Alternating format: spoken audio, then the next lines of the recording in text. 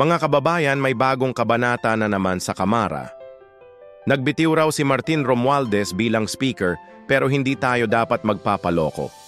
Malinaw na isa lang itong palabas, isang cover-up para pagtakpan ang tunay na nangyayari sa loob. Sa ngayon, si Sandro Marcos at ang kanyang grupo pa rin ang may hawak ng mga tali sa Kongreso. Nagpalit nga ng mukha, pero iisa pa rin ang mga taong kumukontrol sa likod ng kurtina.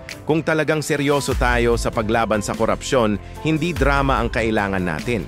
Kailangan nating makita ang mga kaso laban sa mga tiwaling mambabatas.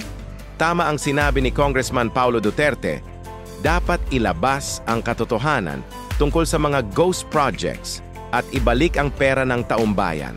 Panahon na para magising at kumilos, huwag nating hayaang manatili ang ganitong sistema.